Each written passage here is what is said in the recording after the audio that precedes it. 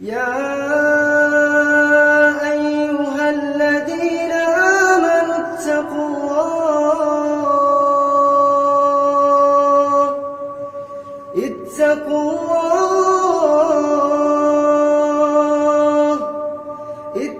الله ولتنظر نفس ما قدمت لغد واتقوا الله.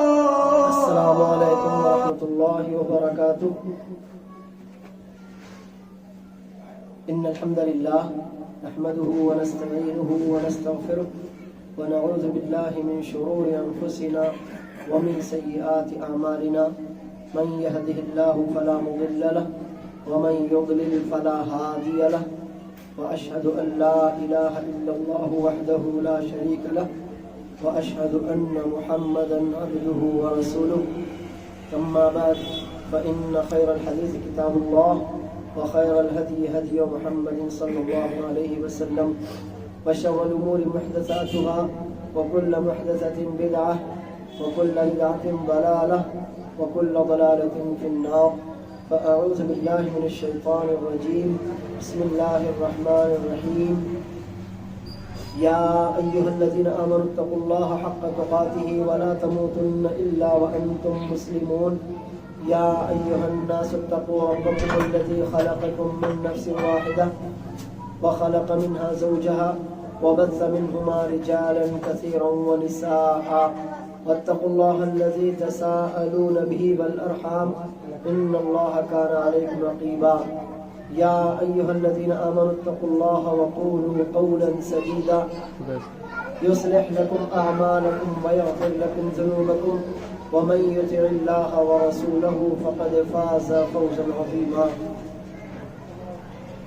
میری پیاری بہنوں، میری ماؤں اور میری بیٹی، اللہ عز و جل آپ سب سے راضی ہو، آپ کی حفاظت کرے، آپ کو دنیا اور آخرت کی خوشیاں دے، عزت، عافیت، سکون اور راحت اللہ تعالیٰ اپنے خاص فضل سے آپ کو عطا فرمائے. آپ کسی کی ماں ہو تو اللہ عز و جل آپ کو آپ کے اولاد میں خوشی دکھائے.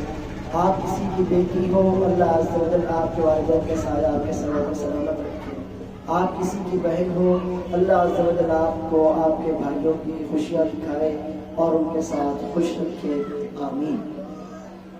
میری ماؤں، میری بہنوں اور میری بیٹیوں، ہمیشہ یاد رکھنا کہ اے ماؤں، بہنوں، بیٹیوں، دنیا کی زینت تم سے ہے، دنیا کی زینت تم سے ہے.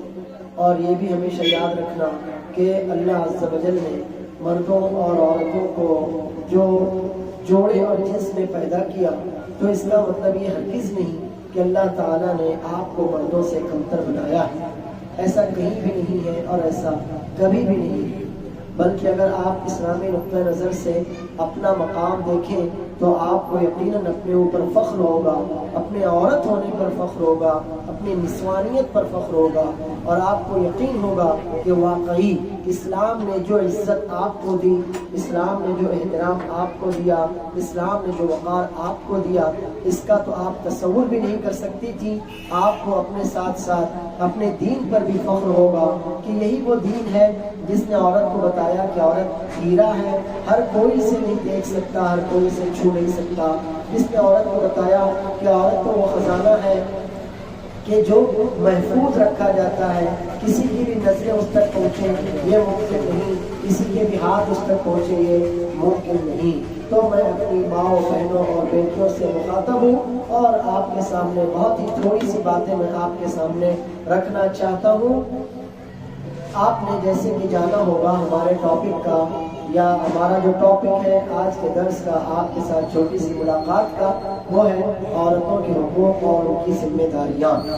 یقینی طور پر آپ نے بہت سے درس سنے ہوں گے، لیکچر سنے ہوں گے، خطبے سنے ہوں گے عورتوں کے حقوق کیا ہیں. لیکن آج میں آپ کو یہ بتاؤں گا کہ آپ صرف حق لے کر بیٹھ نہیں سکتی، بلکہ آپ کے اوپر بھی حقوق ہیں جو آپ کی ذمہ داریاں ہیں، اور وہ ذمہ داریاں آپ کو ادا کرنی پڑیں گی. ہرگز یہ نہ سمجھنا کہ آپ ماں ہیں تو آپ کے قدموں کے نیچے ایک مرد کی جنت ہے، لہذا اس کے اوپر آپ کا حق ہے. یقیناً ہے، لیکن ماں ہونے کی حیثیت سے آپ کے اوپر بھی اس کا حق ہے. تو کسی بھی شکل میں اللہ عز و جل نے آپ کو جو حق دیا تو یقینی طور پر وہ حق دیا جانا خود اس بات کا تقاضا کر رہا ہے کہ آپ کے اوپر بھی کچھ حقوق ہیں. جیسے آپ یہ چاہتی ہیں کہ آپ کے حقوق ادا کیے جائیں، اسی طرح اللہ عز و جل آپ سے یہ چاہتا ہے کہ آپ کے اوپر جو حقوق ہیں آپ وہ بھی ادا کریں. دیکھیے اسلام نے آپ کو حقوق تو بہت سے دیے. سب سے پہلا حق جو آپ کو اسلام نے دیا وہ پیدا ہونے کا حق. زندہ رہنے کا تو بعد میں آئے گا. پہلا حق جو اسلام نے آپ کو دیا وہ پیدا ہونے کا حق، دنیا دیکھنے کا حق. آپ اگر دنیا سے واقف ہوں گی تو آپ کو معلوم ہوگا کہ بہت سی کمیونٹیز، بہت سی قومیں اور بہت سے وہ لوگ اسلام کے علاوہ مذاہب کو ماننے والے ہیں، وہ ماؤں کے پیٹوں میں بچیوں کا پتہ لگتے ہی ضائع کرا دیتے ہیں، ابارشن کرا دیتے ہیں، گرا دیتے ہیں. یعنی ان کی نظروں میں آپ کو پیدا ہونے کا بھی حق نہیں ہے، جبکہ انشاءاللہ یہ برائی آپ مسلمانوں کی یہاں نہ پائیں، سوا یہ کہ اللہ عز و جل بہتر جانتا ہوں. ورنہ میرے علم کی حد تک اگر میں کہوں کہ الحمدللہ مسلمانوں میں یہ برائی نہیں ہے، ہم بیٹی ہو بیٹا ہو خوش دلی سے اس کا استقبال کرتے ہیں، اس کو دنیا دکھاتے ہیں اور چاہتے ہیں کہ وہ دنیا میں آئے، دنیا میں جیے، پوری خوشیاں اس کا مقدر ہو، راحتیں اس کا مقدر ہو، ہم اس کو عزت دیں اور وہ عزت کے ساتھ اپنی مقررہ مدت پوری کر سکے. تو یقین جانیے کہ اسلام وہ تنہا مذہب ہے جس نے دین کی حیثیت سے آپ کو پیدا ہونے کا حق دیا. اس کے بعد دوسرا حق جو اسلام نے آپ کو دیا وہ دنیا میں زندگی گزارنے کا حق. دونوں میں فرق. ایک تو یہ ہے کہ لڑکی کو پیدا ہی نہ ہونے دیا جائے، چیک کروایا جائے، ٹیسٹ کروایا جائے، پتہ چلے کہ یہ بچہ نہیں بچی ہے تو وہیں سے اس کو ختم کر دیا جائے. یہ ہے پیدائش کا حق. تو اسلام نے آپ کو دیا.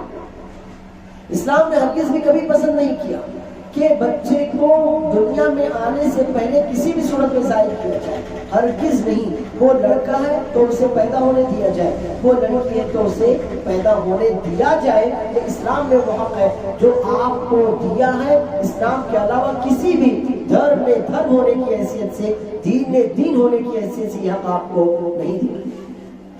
دوسرا حق زندگی گزارنے کا حق. آپ پیدا تو ہو گئی لیکن اب آپ آگے کی زندگی گزاریں گی یا نہیں، یہ آپ کو حق اسلام نے دیا کہ ہاں جیسے ایک لڑکا زندگی گزارتا ہے، جیسے ایک مرد زندگی گزارتا ہے، اسی طرح سے ایک لڑکی ایک عورت بھی عزت کے ساتھ وقار کے ساتھ سر اٹھا کر زندگی گزارنے کا، جینے کا پورا پورا حق رکھتی ہے. آپ کو معلوم ہوگا کہ رسول اللہ صلی اللہ علیہ وسلم کی بعثت سے پہلے رحمت للعالمین صلی اللہ علیہ وسلم کے نبوت نبی بن کر آنے سے پہلے اہل عرب کا کیا حال تھا. بہت سے لوگ تو وہ تھے کہ جو بیٹی کی پیدائش کو اپنے حق میں منحوس غلط سمجھتے تھے. ان کے لیے ناقابل برداشت ہوتا کہ ان کے گھر میں بیٹی پیدا ہوئی ہے، لہٰذا وہ بچیوں کو قتل کر دیتے تھے. وَإِذَا الْمَوْءُودَةُ سُئِلَتْ بِأَيِّ ذَنبٍ قُتِلَتْ. 30واں پارہ سورہ الشمس قورت، سورہ تکویر. اللہ عز و جل نے ڈانٹتے ہوئے کہا کہ بچیاں جنہیں زندہ دفن کر دیا جاتا تھا، قیامت کے دن جب وہ اللہ کے سامنے پیش ہوگی تو اللہ انہی سے پوچھے گا کہ تمہیں کیوں قتل کیا گیا تھا. یعنی آپ اندازہ لگائیے اللہ اس کے باپ سے اتنا ناراض ہوگا کہ اس بچی کے باپ سے بات کرنا، سوال کرنا تک پسند نہیں کرے گا. ظاہر ہے کہ بچی کا کیا قصور، اس کو کیا معلوم ہوگا کہ کس قصور میں اس کو موت دی گئی، دفن کیا گیا. تو اللہ عز و جل کی نظروں میں بچی کو دفن کرنا، زندہ دفن کرنا، اس کی جان نکال لینا یا اس کو موت دینا اتنا بڑا ظلم تھا کہ اللہ عز و جل نے فرمایا وَإِذَا الْمَوْءُودَةُ سُئِلَتْ بِأَيِّ ذَنبٍ قُتِلَتْ. زندہ دفن کی گئی بچی سے اللہ تعالیٰ پوچھے گا کہ کس وجہ سے، کس جرم میں تجھے قتل کیا. یعنی اللہ نے اس کو گناہ جرم قرار دیا کہ آپ کسی بھی پیدا ہونے والی روح کو پیدا ہونے والے بیبی کو, بچے کو اس وجہ سے قتل کریں کہ آپ کو بیٹا چاہیے تھا, وہ بیٹی ہے. تو یہ دوسرا حق ہے جو اسلام نے ایک عورت کو عورت ہونے کی حیثیت سے دیا کہ آپ اس دنیا میں عزت کے ساتھ, وقار کے ساتھ سر اٹھا کر جی سکتی ہیں, جس طرح سے ایک لڑکے کو, ایک مرد کو عزت کے ساتھ, وقار کے ساتھ سر اٹھا کر جینے کا حق ہے. تیسرا حق, آپ کو اسلام میں تعلیم حاصل کرنے کا پورا حق. کس کا؟ پڑھنے لکھنے کا. اللہ کے رسول صلی اللہ علیہ وسلم فرماتے ہیں من كانت له ابنتان او اختان فعلمهن واحسن تعليمهن وادبهن واحسن تأديبهن كنت انا وهو كهاتين في الجنة. جس شخص کی دو بہنیں یا دو بیٹیاں, بہن والد کی غیر موجودگی میں بھائی بہنوں کا کفیل ذمہ دار ہوتا ہے, اور بیٹی تو باپ ان کا ذمہ دار ہوتا ہے. تو جس شخص کی دو بہنیں یا دو بیٹیاں, اس نے ان کی بہترین تعلیم تربیت کی. کیسی؟ بہترین, اچھی تعلیم سکھائی, اچھے سے اچھا علم ان کو سکھایا, ان کی بہترین تربیت کی, حتیٰ کہ وہ بچیاں اس سے بے پرواہ, بے نیاز ہو گئی, یعنی اپنے اپنے گھروں کی ہو گئی, کیونکہ شادیاں ہو گئی, اب اپنے گھروں کی ہو گئی. تو جو شخص ان لڑکیوں کے ساتھ بہترین سلوک کرے, ان کو تعلیم دلائے, ان کو علم سکھائے, ان کی بہترین تربیت اور پرورش کرے, رسول اللہ صلی اللہ علیہ وسلم فرماتے ہیں کہ میں اور وہ, سوچیے کتنا بڑا بلند مقام. کس کی پرورش پر؟ بچی لڑکی کی پرورش پر. دو لڑکیوں کی تربیت, تعلیم اور پرورش پر رسول اللہ صلی اللہ علیہ وسلم کے ساتھ جنت میں رہنے کا وعدہ ہے. 200 لڑکوں کی تعلیم اور تربیت پر بھی اتنا بڑا وعدہ, اتنا عظیم ثواب, اتنا بڑا اجر نہیں. دو بچوں کی, 3 بچوں کی, 2 بہنوں کی, 3 بہنوں کی جو بھی تعلیم و تربیت کرے, تو اللہ کے رسول صلی اللہ علیہ وسلم فرماتے ہیں میں اور وہ جنت میں ان 2 کی طرف. کتنا اونچا مقام ہے. کیا آپ نے کبھی سوچا کہ یہ اتنا اونچا مقام تو لڑکوں کی تربیت اور پرورش پر بھی نہیں دیا گیا, جو لڑکیوں کی تربیت اور پرورش پر دیا گیا. اور جو چیز جتنی زیادہ اہم ہوتی ہے نا, اس کو سنبھالنا بھی اتنا ہی اہم ہوتا ہے. جو چیز جتنی زیادہ اہمیت والی, عظمت والی ہوتی ہے, اس کو سنبھالنا, اس کا خیال رکھنا, اس کا اہتمام کرنا, اس کی حفاظت کرنا, اس کی تربیت کرنا بھی اتنا ہی زیادہ اہم ہوتا ہے. تو آپ اندازہ لگائیے کہ اسلام نے یہ کہیں نہیں کہا کہ جس نے 2 لڑکوں کی تربیت اور پرورش کی, کہیں نہیں, لیکن یہ کہا جس نے 2 یا 3 بہنوں یا بیٹیوں کی تربیت اور پرورش کی, ان کو اچھی تعلیم دی. تو آپ اندازہ لگائیے کہ اگر یہاں پر اب اس حدیث کے مقابلے میں ساری دنیا کے لڑکوں کو رکھ دیا جائے, تو بتائیے کس کی عظمت زیادہ ہوگا, کس کا وقار زیادہ ہوگا, کس کا اہتمام اور احترام زیادہ ہوگا, کس کی حفاظت, تربیت اور پرورش پر ملنے والا اجر زیادہ ہوگا؟ یقیناً آپ کا جواب ہوگا لڑکیوں اور بیٹیوں کی تعلیم, تربیت اور پرورش پر ملنے والا اجر بہت زیادہ ہوگا. اب اسلام نے آپ کو جو تعلیم حاصل کرنے کا حق دیا ہے نا, یہ حق آپ سے کوئی چھین نہیں سکتا. اور موجودہ دور میں تو آپ کے لیے تعلیم کے دروازے کھلے ہیں, آپ کے لیے اسکول کے دروازے کھلے ہیں, آپ کے لیے مکتب مدرسے کے دروازے کھلے ہیں, آپ کے لیے کالج اور یونیورسٹیوں کے دروازے کھلے ہیں. آپ اپنی حفاظت کرتے ہوئے, اپنی حیا اور اپنی حدود میں رہتے ہوئے جتنا پڑھنا چاہتی ہے پڑھیے, ضرور پڑھیے. آپ اگر ڈاکٹر نہیں بنیں گی تو مسلمان لڑکیوں کو, مسلمان عورتوں کو کس کے پاس جانا پڑے گا؟ مردوں کے پاس, جب وہ بیمار ہو جائیں. آپ بتائیے اگر ہماری لڑکیاں ڈاکٹر نہ بنے, ہماری لڑکیوں میں کوئی ڈاکٹر نہ ہو, تو ہماری عورتیں اگر بیمار ہوں گی تو وہ کس کے پاس جائیں گی؟ یا تو غیر مردوں کے پاس جائیں گی کہ وہ دیکھیں, علاج کریں, یا تو غیر عورتوں کے پاس جائیں گی. تو کیا ہی بہتر ہے کہ ہماری آپ کی صفوں میں سے ہماری بیٹیاں, ہماری بہنیں ڈاکٹر بنیں, ہماری لڑکیاں عالمہ بنیں. بہت سے مسائل ہوتے ہیں, عورتوں کے مسائل عورتوں کو نہیں معلوم, امور خانہ داری سے متعلق مسئلے عورتوں کو نہیں معلوم, شوہر کے حقوق کے تعلق سے مسئلے عورتوں کو نہیں معلوم, خود اپنی ذات کے تعلق سے بہت سے مسئلے ہوتے ہیں, نماز کو لے کر, روزے کو لے کر, شوہر کے حقوق کو لے کر, زندگی گزارنے کو لے کر عورتوں کو نہیں معلوم. کون سکھائے گا آپ کو؟ مرد سکھائیں گے. کتنا سکھائیں گے آپ کو؟ نہیں، ایک حد ہوتی ہے مردوں کے آپ کو سکھانے کی، ایک حد ہوتی ہے، شرم ہوتی ہے، غیرت ہوتی ہے. بہت سی باتیں آپ خود مردوں سے نہیں پوچھ سکتے، اور بہت سی باتیں مرد کتنا ہی بڑا عالم کیوں نہ ہو، بہت سی باتیں مرد خود آپ کو نہیں سکھا سکتا. تو آپ سوچئے اگر آپ میں سے کوئی بچی کل کو عالمہ بن جائے، فاضلہ بن جائے، تو آپ کی انشاءاللہ دینی مسائل کا حل کرنے کے لیے خاتون موجود ہوگی، اور آپ کو مردوں کے سامنے جا کر شرمندہ نہیں ہونا پڑے گا، یا بہت سے معاملات میں لائن نہیں رہنا پڑے گا کہ معلوم ہی نہیں تھا. آپ سوچئے اگر آپ ہی میں سے کوئی بچی، آپ کے یہاں سے کوئی بچی وکیل بن جائے کیا ہوگا؟ بہت سے معاملات عورتوں کے ہوتے ہیں، عورتوں کے بہت سے معاملات معاشرتی، سماجی، خانگی، گھریلو ہوتے ہیں. عورتوں کے ان معاملات کو کورٹ اور عدالت کے ذریعے حل کرنا مجبوری ہوتی ہے، لیکن ہمارے پاس کوئی اچھی لیڈی وکیل نہیں. یا تو اب مردوں کے پاس وہ معاملات لے جائے جائیں، یا غیر عورتوں کے پاس وہ معاملات لے جائے جائیں. کیا اس سے یہ بہت زیادہ بہتر نہیں ہوگا کہ ہماری بچیاں خود وکیل بنے؟ تو یہ تین باتیں صرف بطور مثال میں نے آپ کے سامنے رکھی. ان کے ذریعے میں آپ کو یہ بتانا چاہتا ہوں کہ اسلام نے لڑکیوں کو پڑھنے کا، تعلیم حاصل کرنے کا، تربیت پانے کا پورا حق دیا. اور تین مثالوں کے ذریعے میں نے آپ کو ثابت کیا کہ لڑکیوں کا موجودہ زمانے میں تعلیم حاصل کرنا کتنا زیادہ ضروری ہے. وہ ڈاکٹر بنے تو ہماری عورتوں کے لیے لیڈی ڈاکٹر کا مسئلہ حل ہو جائے. وہ وکیل بنے تو ہماری عورتوں کے لیے لیڈی وکیل کا مسئلہ حل ہو جائے. وہ عالمہ بنے تو ہماری عورتوں کے لیے لیڈی ٹیچر کا، عالمہ کا مسئلہ حل ہو جائے گا. وہ ٹیچر بنے.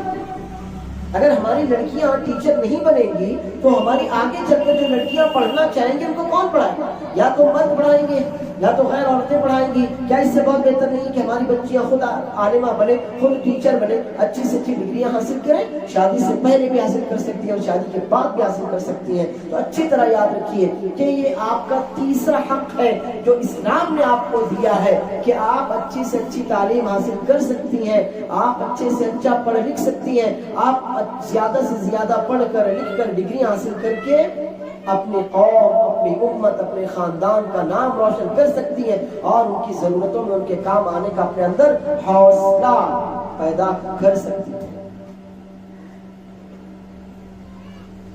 چوتھا حق، آپ پیدا ہو گئے، پہلا حق آپ کو مل گیا،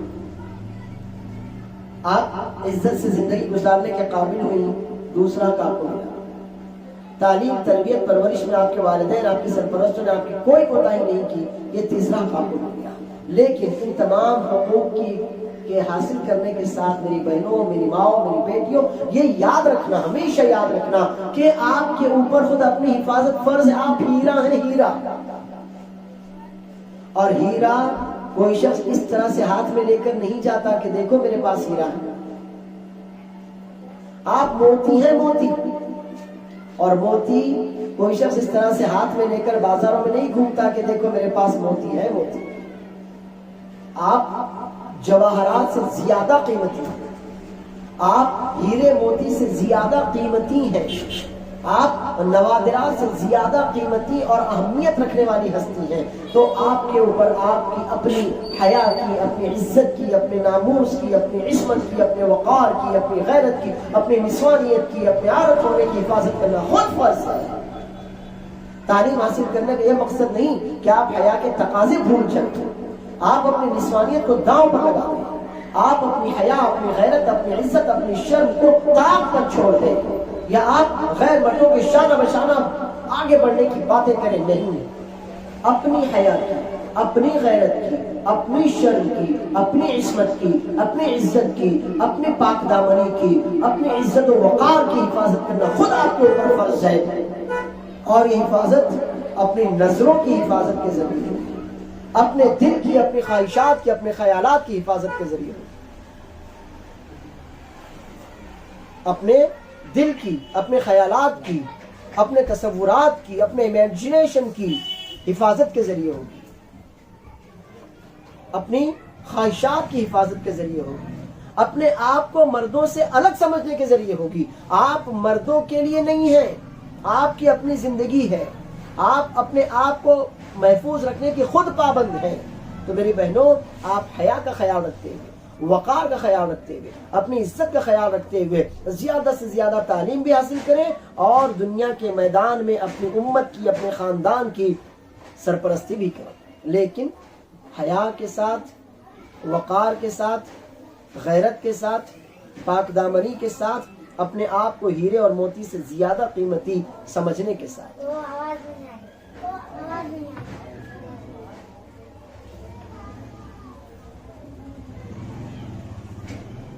کنٹینیو رکھی، کیا فائدہ جب آواز نہیں آ رہی.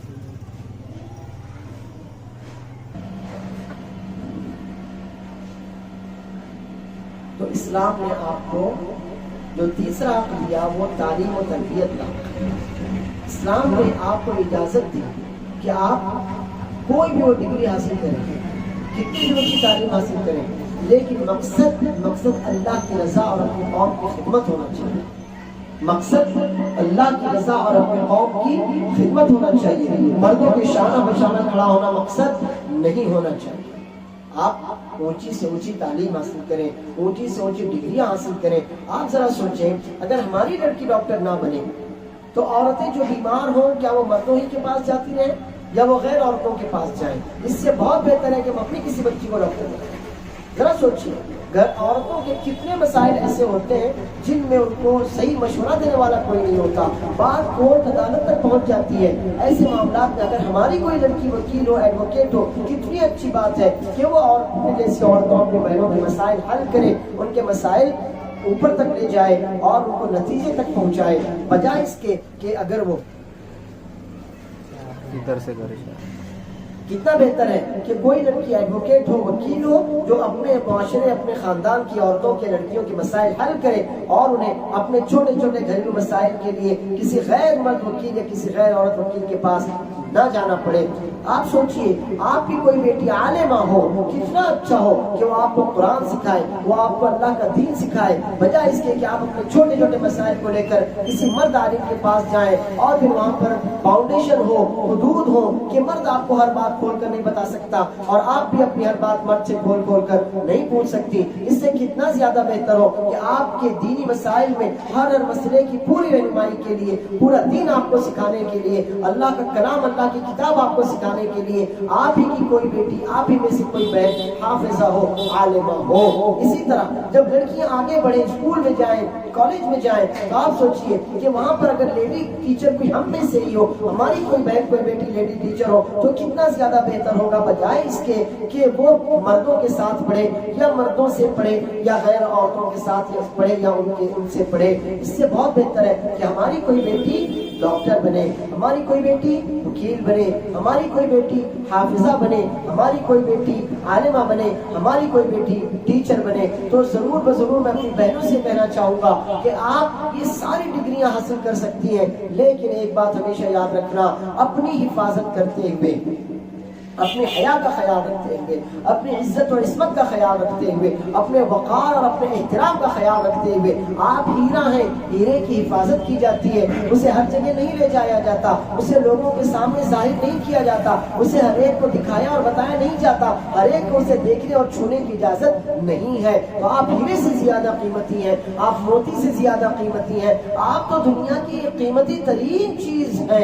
آپ کو ذرا بھی ٹھیس لگے، آپ کی فطرت گوارا نہیں کر سکتی، آپ کی طبیعت گوارا نہیں کر سکتی، آپ کا رب گوارا نہیں کر سکتا، آپ کا دین گوارا نہیں کر سکتا. تو آپ اپنی حیا کا، اپنی حدود کا، اپنی پاکیزگی کا، اپنی پاک دامنی کا، اپنی عصمت کا، اپنی عزت کا خود خیال رکھیں اور پھر جو تعلیم آپ کو حاصل کرنا ہو، جس میں آپ کو خیر نظر آ رہا ہو، اپنی حیا اور وقار کے ساتھ وہ تعلیم آپ حاصل کر سکتی ہیں. لیکن یاد رکھیں کہ مقصد اللہ کی رضا ہو، اپنی قوم کی خدمت ہو، اپنے خاندان کا نام اونچا کرنا مقصد ہو. یہ نہیں کہ لوگ مجھے ڈاکٹر کہیں، یہ نہیں کہ لوگ مجھے عالم کہیں، یہ نہیں کہ لوگ مجھے فلاں فلاں ڈگری والا کہیں. نہیں، یہ تو کوئی مقصد نہیں ہوا. اگر آپ کا مقصد نیک ہوگا، آپ کی نیت سچی، ارادہ مضبوط ہوگا، تو اللہ عز و جل کی طرف سے آپ کو انشاءاللہ توفیق بھی ملے گی، اللہ آپ کی مدد بھی کرے گا، اللہ آپ کی مدد بھی کرے گا اور انشاءاللہ آپ اپنے خاندان کا نام دنیا اور آخرت میں روشن کرنے میں کامیاب ہو سکیں گی.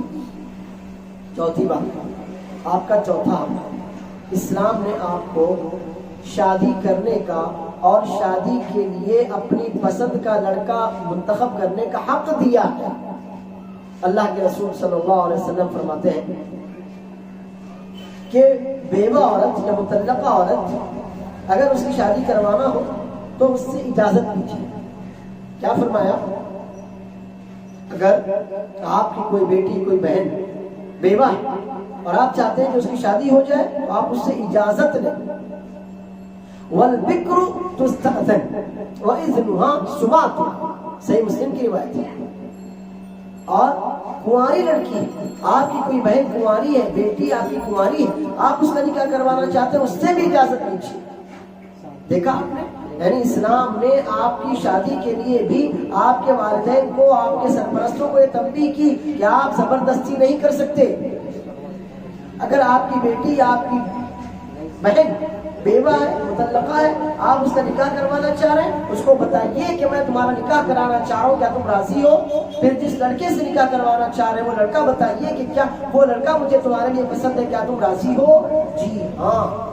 آپ کی بہن، آپ کی بیٹی بیوہ ہے، کنواری ہے، مطلقہ ہے، کسی بھی طرح کی ہے تو اسلام ہرگز بھی اس پر زور زبردستی کرنے کی اجازت نہیں دیتا۔ ایک صحابیہ ہیں، اللہ کے رسول صلی اللہ علیہ وسلم کی خدمت میں حاضر ہوئی اور کہا اللہ کے رسول صلی اللہ علیہ وسلم میں بیوہ تھی، میرے والد نے میرا زبردستی نکاح کروا دیا اور جس سے نکاح کروایا وہ اسے پسند نہیں کرتی۔ رسول اللہ صلی اللہ علیہ وسلم نے فرد نکاحہا، صحیح بخاری کی روایت ہے، اللہ کے رسول صلی اللہ علیہ وسلم نے ان کا نکاح فسخ کر دیا، کہا زبردستی کی شادی نہیں ہو سکتی۔ آپ سوچیے، اسلام نے آپ کو شادی کرنے کا حق دیا اور جس مرد سے آپ راضی ہو، جس مرد کے ساتھ زندگی گزارنا آپ کو اچھا لگتا ہو، اسے چننے کا بھی اللہ تعالیٰ نے اور اللہ کے رسول صلی اللہ علیہ وسلم نے آپ کو اختیار دیا۔ ہرگز یہ نہیں بتایا کہ آپ کو کسی کھوٹے سے باندھ دیا جائے، جس مرد کو میں پسند کروں اپنی بیٹی کے اوپر تھوپ دوں، ہرگز بھی ایسا نہیں ہے۔ آپ سوچیے کہ دین کی حیثیت سے کس دین نے آپ کو اتنا اونچا حق دیا ہو، لیکن اس کا یہ مطلب ہرگز نہیں لینا میری بہن میری بیٹی کہ اسلام نے آپ کو مردوں کی طرح اجازت دی کہ جہاں بھی چاہو جاؤ اپنی پسند کی لڑکی ڈھونڈو۔ نہیں نہیں نہیں نہیں، آپ اپنی حدود میں رہیں، آپ اپنے پردے میں رہیں، آپ اپنے وقار میں رہیں اور اپنے والدین کی اجازت کو بس اجازت تک سمجھیں۔ یہ نہیں کہ آپ نے میں فلاں لڑکے سے افیئر کروں، اس سے شادی کروں، ہرگز نہیں۔ اللہ رب العالمین فرماتا ہے وَلَا مُتَّخِذَاتِ أَخْدَانٍ، اللہ فرماتا ہے وَلَا مُتَّخِذِينَ أَخْدَانٍ، مردوں کے لیے بھی غیر لڑکیوں سے دوستی کرنا حرام ہے، لڑکیوں کے لیے بھی غیر مردوں سے دوستی کرنا حرام ہے۔ اللہ نے اس کو شدت سے ناپسند کیا اور حرام قرار دیا۔ تو آپ کے لیے یہ سب تو جائز نہیں، لیکن کوئی لڑکا آپ کو اچھا لگے، آپ اپنی امی سے کہہ سکتی ہیں کہ امی فلاں لڑکا مجھے پسند ہے، اور انشاءاللہ اگر اس میں خیر ہوا تو آپ کے والد اس پر راضی ہوں گے، اتنی تو آپ کو اجازت ہے۔ لیکن آپ بھاگ کر شادی کریں، آپ کورٹ میرج کریں، آپ اپنی پسند ناپسند اپنے والدین پر تھوپیں، آپ جائیں اور معاشرے میں اپنے قابل لڑکا ڈھونڈیں، ان سب باتوں کی آپ کو اجازت نہیں دی جا سکتی، یا آپ کی حدود ہے۔ تو یہ چوتھا حق ہے کہ اسلام نے آپ کو شادی کرنے کا اور اپنی پسند کے لڑکے سے شادی کرنے کا اختیار دیا ہے۔ پانچواں حق جو آپ کا ہے وہ اللہ نے آپ کو ماں بننے کا حق دیا ہے۔ سوچیے، اللہ نے آپ کو ماں بننے کا حق دیا ہے، کتنا اونچا حق ہے۔ آپ جانتی ہیں ماں کے قدموں تلے جنت ہے۔ میں ایک مرد ہوں، میری جنت کہاں ہے؟ ایک عورت کے قدموں تلے۔ میری ماں عورت ہی تو ہے نا، میری ماں عورت ہی تو ہے نا، تو مرد کی جنت عورت کے قدموں تلے۔ آپ سوچئے، اللہ عز و جل نے آپ کو ماں بننے کا جو حق دیا، ماں بننے کا جو اختیار دیا، تو اس حق اور اختیار کے عوض آپ کے قدموں میں جنت بھی رکھ دی، کیونکہ اللہ کو معلوم ہے ماں بننا کوئی آسان کام نہیں ہے۔ ماں بننے کے لیے عورت کو کیسی کیسی آزمائشوں، تکلیفوں، پریشانیوں اور مصیبتوں سے جوجھنا پڑتا اور کیسی کیسی قربانیاں دینی پڑتی ہیں۔ اس لیے اللہ عز و جل نے ایک مرد کی، یعنی آپ کے بیٹے، آپ کی اولاد کی جنت آپ کے قدموں میں رکھ دی ہے۔ چھٹا حق جو اسلام نے آپ کو دیا وہ ہے وراثت کا حق۔ کون سا؟ وراثت کا حق۔ وہ حق یوں ہے کہ آپ کو آپ کے والدین کی پراپرٹی میں سے اپنا حصہ ملے گا۔ ٹھیک ہے، وہ حصہ کم اور زیادہ ایک الگ چیز ہے، وہ کیوں ہے میں وہ بھی بتاؤں گا، وہ کیوں ہے میں وہ بھی بتاؤں گا۔ آپ کے والد ہیں، ان کی وفات کے بعد جیسے آپ کے بھائی کو حصہ ملے گا آپ کو بھی ملے گا۔ آپ کی امی کی پراپرٹی ہے، امی کی وفات کے بعد جیسے آپ کے بھائی کو اس پراپرٹی میں سے حصہ ملے گا آپ کو بھی ملے گا۔ آپ کی پراپرٹی ہے، آپ شادی شدہ ہیں، آپ کی وفات کے بعد آپ کے شوہر کو آپ کی پراپرٹی میں سے حصہ ملے گا، تو اسی طرح آپ کے شوہر کی وفات کے بعد آپ کو بھی پراپرٹی میں سے حصہ ملے گا۔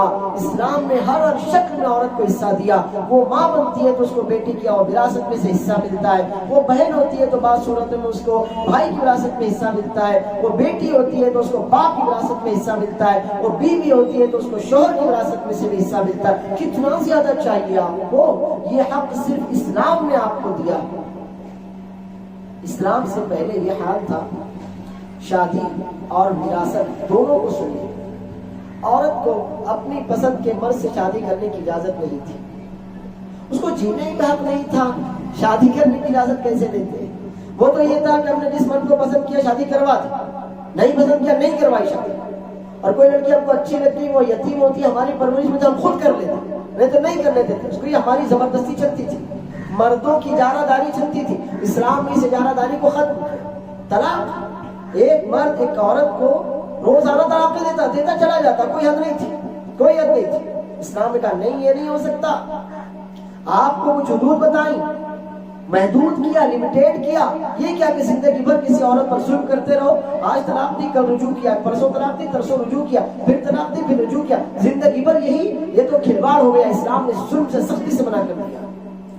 نکاح، آپ آج سوچتی ہیں نا کہ ایک مرد کو 4 عورتوں کی رخصت کیوں دی گئی؟ مرد میں اللہ نے وہ ایبلٹی رکھی ہے۔ آپ ذرا سوچئے کہ اسلام سے پہلے تو کوئی تصور ہی نہیں تھا۔ ایک صحابی اسلام لائے، ان کے نکاح میں 10 عورتیں تھیں، 10۔ ایسی کتنی عورتوں سے کیسے نکاح ہو جاتے تھے؟ تو سوچئے، جہاں پر عورت کو نہ جینے کی آزادی تھی، نہ تعلیم حاصل کرنے کی آزادی تھی، نہ نکاح کی آزادی تھی، نہ اس عورت کو طلاق کے مسئلے میں کسی طرح کی آزادی حاصل تھی، اس عورت کو وراثت ملے اس کا تو کوئی تصور ہی نہیں تھا۔ عربوں کے یہاں وراثت اور غیروں کے یہاں تو وراثت آج بھی نہیں ملتی۔ آپ اپنے ہندوستان میں دیکھیے، مسلمانوں کے علاوہ وراثت کا کوئی تصور نہیں ہے۔ وہ تو اب قانون بنایا گیا کہ وراثت ملے گی، ورنہ دین کے اعتبار سے کسی دین نے عورت کو، اسلام کے علاوہ کسی دین نے عورت کو وراثت میں کوئی حق نہیں دیا۔ کفار مکہ کے یہاں بھی صرف مرد وراثت کے حقدار ہوتا تھا، صرف مرد، عورتوں کو کوئی وراثت نہیں ملتی تھی۔ ہمارے اسلام نے آپ کو وراثت دی، آپ کو نکاح کا حق دیا، آپ کو طلاق کا حق دیا، آپ کو خلا کا حق دیا، آپ کو فسخ کا حق دیا، آپ کو وراثت کا حق دیا۔ یہ سارے حقوق وہ ہیں جو اسلام نے آپ کو دیے۔ تو یہ آپ کے حقوق ہیں، پیدا ہونے کا حق، زندگی گزارنے کا حق، تعلیم کا اونچی سے اونچی ڈگریاں حاصل کرنے کا حق، ان ڈگریوں کو حاصل کر کے اپنے قوم کی خدمت کرنے کا حق، شادی کا حق، اور شادی کے تحت طلاق، نکاح، لڑکے کو اختیار کرنے کا حق، ساری آزادی اسلام نے آپ کو دی۔ اور اس کے بعد پھر طلاق ہے، فسخ ہے، خلا ہے، یہ سارے حقوق آپ کو اللہ نے اور اس کے رسول صلی اللہ علیہ وسلم نے دیے، اور اس کے بعد آپ کو وراثت کا بھی حق دیا۔ یہ 7 حقوق جو میں نے آپ کے سامنے رکھے ہیں، آپ ان پر توجہ دیجیے گا، اور اگر مناسب سمجھے تو ٹھنڈے دل سے ان پر غور کیجیے گا کہ واقعی یہ حقوق کتنے بڑے ہیں جو اسلام نے آپ کو دیے۔ اسلام کے علاوہ کسی اور مذہب نے، کسی اور دین نے آپ کو کسی اور اس طرح کے حقوق جو اسلام نے دیے نہیں دیے۔ اب یہ 7 حقوق ہمیشہ یاد رکھیے۔ تو اب آپ کی ذمہ داری بھی تو بڑی ہے نا، کیا آپ صرف آپ لے کر بیٹھ جائیں گی؟ آپ پیدا ہو گئی ہیں، آپ زندگی گزار رہی ہیں، آپ تعلیم حاصل کر رہی ہیں، آپ اپنی پسند سے شادی کر رہی ہیں، آپ قوم کی خدمت کر رہی ہیں، اور اس کے بعد آپ کو وراثت بھی شوہر کی طرف سے ملے، باپ کی طرف سے ملے، بھائی کی طرف سے ملے، ماں کی طرف سے ملے، ہر طرف سے وراثت بھی ملے، مرد کی جنت آپ کے قدموں میں ڈال دی جائے، سارے کے سارے حقوق آپ کے ہو جائیں، تو میری بہنوں، میری ماؤں، میری بیٹیوں، ہمیشہ یاد رکھنا کہ حق جتنا بڑا ملتا ہے نا، ذمہ داری بھی اتنی بڑی ملتی ہے۔ حق جتنا بڑا ملتا ہے، ذمہ داری بھی اتنی ہی بڑی ملتی ہے۔ اگر آپ ماں ہیں تو اولاد کی تربیت آپ کا پہلا حق ہے۔ یہ کیسے ہو سکتا ہے کہ اسلام کسی مرد سے یہ تو کہے کہ تمہارے اوپر سب سے بڑا حق تمہاری ماں کا ہے، تمہارے اوپر سب سے بڑا حق تمہاری ماں کا ہے، تمہارے اوپر سب سے بڑا حق تمہاری ماں کا ہے، یعنی 3 حقوق مرد کے باپ کے مقابلے میں 75% حق عورت کو، ماں کو دیتی ہے۔ اگر آپ حقوق دیکھیں 100 تو 100 میں سے 75 75% حقوق تو عورتوں کو دے دیے گئے۔ تو مرد کے لیے بچہ ہی کیا 25%، اور 25% اگر امتحان میں ہو تو بندہ فیل ہو جاتا ہے۔ اگر امتحان میں کسی اسٹوڈنٹ کو 100 میں سے 25 مارکس ملے تو وہ فیل ہو جاتا ہے۔ تو آپ سوچیے کہ اسلام نے آپ کو ماں بنایا نا، ماں بننے کا آپ کو حق دیا، ایک مرد کی جنت آپ کے قدموں میں رکھی، آپ کو باپ کے مقابلے میں 3 گنا زیادہ حقوق دیے، تو ذمہ داری بھی زیادہ ہے۔ جب آپ کو زیادہ مل رہا ہے، انکم زیادہ ہو رہی ہے، ان پٹ زیادہ ہو رہا ہے، تو آؤٹ پٹ بھی آپ کو زیادہ دینا پڑے گا۔ تو آپ یہ سمجھ لیجیے کہ بچے کی تربیت کی اہم ترین ذمہ داری باپ سے پہلے ماں کی ہوتی ہے۔ اسی لیے آپ کو یہ محاورہ یاد ہوگا، ماں کی گود اولاد کا پہلا مدرسہ ہوتا ہے، ماں کی گود اولاد کا پہلا مدرسہ ہوتا ہے۔ کبھی آپ نے سنا باپ کی گود؟ نہیں، ماں کی گود۔ تو اگر آپ ماں ہیں تو آپ کے اوپر آپ کے بچوں کی تعلیم کا، تربیت کا، گھر کی حفاظت کا، گھر کے رہن سہن کا، گھر کے رکھ رکھاؤ کا پورا حق آپ کا ہے، آپ کو کرنا پڑے گا۔ دوسرا، آپ اگر کسی کی بیوی ہیں تو آپ کو یہ شرف ملا کہ آپ نے اس کا ایمان مکمل کیا۔ آپ نے کیا کیا؟ اس مرد کا ایمان مکمل کیا۔ آپ جانتی ہیں کہ اللہ کے رسول صلی اللہ علیہ وسلم فرماتے ہیں جب کوئی مرد شادی کر لیتا ہے تو اس کا ایمان کا ایک حصہ مکمل ہو جاتا ہے، آدھا ایمان مکمل ہو جاتا ہے۔ تو آپ نے ایک مرد کا ایمان مکمل کیا، آپ کے بغیر وہ ناقص تھا، وہ ادھورا تھا۔ ایک مرد آپ کے بغیر، بیوی کے بغیر ادھورا ہوتا ہے۔ میں ہوں، میں اپنی بیوی کے بغیر ادھورا ہوں، تو کیا آپ یہ سمجھتی ہے بیوی شوہر کے بغیر مکمل ہو جاتی ہے؟ نہیں، یہ کیسے ہو سکتا ہے؟ دونوں مل کر ایک دوسرے کو مکمل کرتے ہیں، جہاں ملتے ہیں وہاں مکمل کرتے ہیں۔ تو آپ کو اسلام نے کسی شوہر کی، کسی مرد کی عزت بنایا ہے۔ آپ کسی مرد کی عزت ہے، آپ کسی مرد کا رکھ رکھاؤ ہے، آپ کسی مرد کا وقار ہے۔ آپ اگر عزت سے رہیں تو مرد پورے معاشرے میں سر اٹھا کر جی سکتا ہے، لیکن اگر آپ اپنی عزت سے نیچے گر جائیں تو کوئی بھی مرد، دنیا کا کوئی بھی مرد دنیا میں سر اٹھا کر نہیں جی سکتا۔ تو آپ کے اوپر آپ کے شوہر کا حق ہے۔ ایک صحابیہ رسول اللہ صلی اللہ علیہ وسلم کی خدمت میں حاضر ہوئی، جو مسئلہ تھا وہ دریافت کیا، آپ نے جواب دیا، اور پھر پوچھا شادی شدہ ہو؟ کہا ہاں۔ تو آپ نے فرمایا، آپ نے پوچھا شوہر کے ساتھ تمہارا کیا معاملہ ہے؟ انہوں نے کہا اللہ کے رسول صلی اللہ علیہ وسلم، میں ان کا خیال رکھتی ہوں، میں ان کا حق ادا کرتی ہوں، میں اپنی جانب سے ان کے حقوق میں کوئی کوتاہی نہیں کرتی۔ تو رسول اللہ صلی اللہ علیہ وسلم نے فرمایا اچھی طرح خیال رکھنا، فَإِنَّهُ جَنَّتُكِ وَنَارُكِ، اچھی طرح خیال رکھنا، بے شک وہی تمہاری جنت اور وہی تمہاری جہنم ہے۔ تو آپ شادی شدہ ہیں، کسی کی بیوی ہے، اس کی عزت کا خیال رکھنا، اس کے سکون کا خیال رکھنا، اس کے آرام کا خیال رکھنا، اس کی خواہش کا خیال رکھنا، اس کے لیے سجنا سنورنا، اس کے گھر کو صحیح طور سے مینٹین کرنا، اس کی اولاد پر کو پروان چڑھانا، یہ آپ کے اوپر حق ہے۔ تیسرا، آپ کسی کی بہن ہے تو اپنے بھائی کی گردن کبھی جھکنے نہ دیں۔ آپ کسی کی بہن ہے تو اپنے بہن ہونے کا احساس اسے دلاتے رہیں۔ آپ حقوق کو مانگ لیتی ہے بھائیوں سے، آپ اپنے بھائیوں سے اپنے حقوق تو منوا لیتی ہیں، اپنی باتیں تو منوا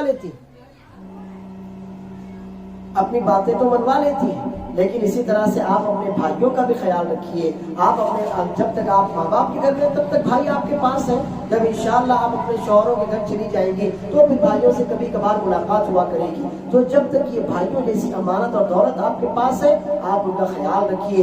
آپ بے جا ان پر نہ جھاڑیں، ان کو بلا وجہ پریشان نہ کریں، اور ایسا ہرگز کوئی کام نہ کریں کہ جن کی وجہ سے آپ کے بھائیوں کا سر نیچے۔ چوتھا، آپ کی چوتھی ذمہ داری، اگر آپ بیٹی تو ماں باپ کی عزت کا خیال رکھیں۔ آپ کے ماں باپ کے لیے آپ جنت ہیں تو اپنے کو جنت بنائے رکھیں۔ ماں باپ کے لیے آپ کی تربیت، آپ کی تعلیم، آپ کی پرورش سبب جنت ہے نا، تو آپ اپنی جنت کی حفاظت کیجئے.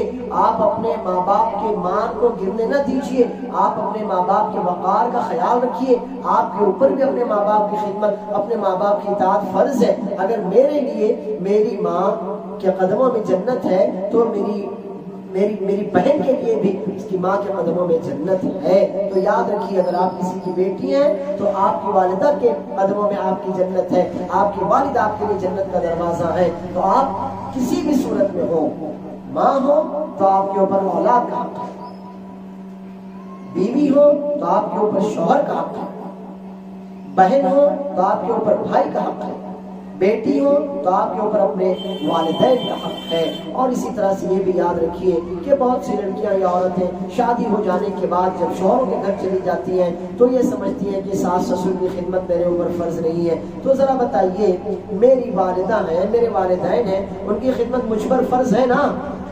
اب میری بیوی اگر کہے میں تمہارے والدین کی خدمت نہیں کروں گی تو پھر میرے والدین کی خدمت کون کرے گا؟ میں کیا کام دھندا چھوڑ کر، کاروبار چھوڑ کر، ساری دنیا داری چھوڑ کر اپنے والدین کی خدمت تو نہیں کر سکتا؟ میں سارے کام دھندے، کاروبار، روزگار، سب کچھ دنیا داری چھوڑ کر اپنے والدین کے پیر تو نہیں دبا سکتا، اپنے والدین کے لیے کھانا تو نہیں پکا سکتا، اپنے والدین کے لیے برتن تو نہیں دھو سکتا، اپنے والدین کے کپڑے تو نہیں دھو سکتا، اپنے والدین کی تیمارداری تو نہیں کر سکتا. تو یہ فرض شوہر کا فرض اس کی نیابت میں اس کی بیوی کا ہوتا ہے. ہمیشہ یاد رکھیے، وہ بہویں ہمیشہ یاد رکھیے جو یہ کہتی ہیں کہ ساس سسر کی خدمت فرض نہیں ہے. تو میں پوچھتا ہوں، تمہارے اوپر تمہارے شوہر کی خدمت فرض ہے کہ نہیں؟ وہ کہیں گی ہاں. اور اسلام میں دنیا کا ہر مذہب، ہر دین یہ کہتا ہے کہ عورت کے اوپر شوہر کا حق ہے، عورت کے اوپر شوہر کی خدمت فرض ہے. تو میں کہوں گا کہ اگر میری خدمت میری بیوی پر فرض ہے تو میرے والدین کی خدمت کون کرے گا؟ میں دن بھر روزگار میں رہوں، کاروبار میں رہوں، دنیا میں رہوں، نوکری میں رہوں، دنیا داری میں رہوں، بیوی بچوں کے لیے کماتا رہوں، اور شام میں آ کر میں اپنے والدین کے لیے کھانا پکاؤں کیا؟ اپنے والدین کے کپڑے دھوؤں، اپنے والدین کا سر دباؤں، ہاتھ پیر دباؤں، ان کی تیمارداری کروں، شام میں آ کر ان کے ساتھ ہی سارے کام کروں؟ تو کون کرے گا میری موجودگی میں، میرا نائب، میرا وائس بن کر یہ کام؟ میری بیوی کرے گی. تو چونکہ والدین یہ شوہر کی ذمہ داری، یعنی آپ کے ساس سسر، وہ آپ کے ساس سسر ہے لیکن آپ کے شوہر کی تو جنت ہے. وہ آپ کے ساس سسر ہے لیکن آپ کے شوہر کی جنت ہے. اور جب وہ آپ کے شوہر کی جنت ہے تو آپ کے شوہر کی جنت آپ کی جنت نہیں ہوئی کیا؟ آپ کے شوہر کی جنت آپ کی بھی جنت ہوئی. لہٰذا اس اعتبار سے آپ کے اوپر اپنے ساس سسر کی خدمت بھی ضروری ہے. کبھی بھی اس چیز سے جی نہ چرانا. اور یاد رکھنا، جو کام آج آپ اپنے ساس سسر کے ساتھ کریں گی وہی کل کو کام آپ کی ہونے والی بہویں بھی آپ کے ساتھ کریں گی. اسی طرح جب میں نے بہوؤں کو نصیحت کی تو ساس کو نصیحت کرنا بھی میرا فرض بنتا ہے کہ آپ کی بیٹی اگر کسی کی بہو ہو اور اس کی ساس اسے ستا رہی ہو تو آپ کو کیسا لگے گا؟ آپ کا تو دل کٹ جائے گا نا. تو جو بہو ہے نا وہ بھی کسی کے جگر کا ٹکڑا ہے، کسی کی آنکھوں کا نور ہے، کسی کی بیٹی ہے، کسی کا مان ہے. اگر آپ اس کے ساتھ غلط کرتی ہیں تو ان کا دل کیسے گوارا کرے گا؟ ان کا بھی تو جگر کٹے گا نا. وہ بھی تو کسی کی بیٹی ہے اور آپ کے بیٹے نے اپنی عزت بنا کر اس کو لایا ہوا ہے تو آپ کے بیٹے کی عزت ہے، کسی کی آنکھوں کا نور ہے. آپ بھی اس کا ویسے ہی خیال رکھیے جیسے آپ اپنی بیٹی کا خیال رکھتی ہیں. یہ کچھ باتیں تھیں جو میں نے اپنی ماں اور بہنوں کے سامنے ان کے حقوق اور ان کی ذمہ داریوں کے تعلق سے رکھی ہیں.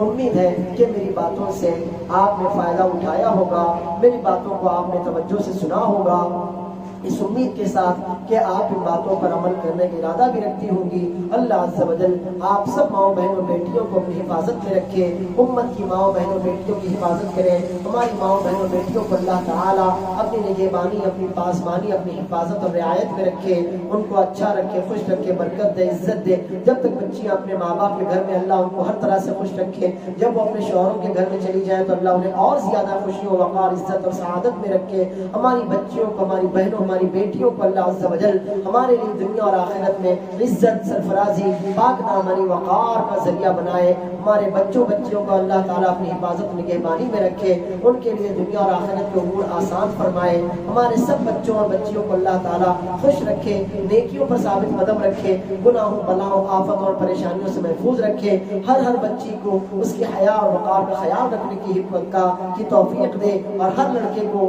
یہ توفیق دے کہ وہ اپنی بہنوں کی حفاظت کا خیال رکھے. اللہ عز و جل ہماری ماؤں بہنوں بیٹیوں کو خوش رکھے, ان کی حفاظت کرے, انہیں عافیت تقوی وقار دے, اور امہات المؤمنین کی سیرت کو سمجھنے اور اس پر عمل کرنے کی توفیق عطا فرمائے.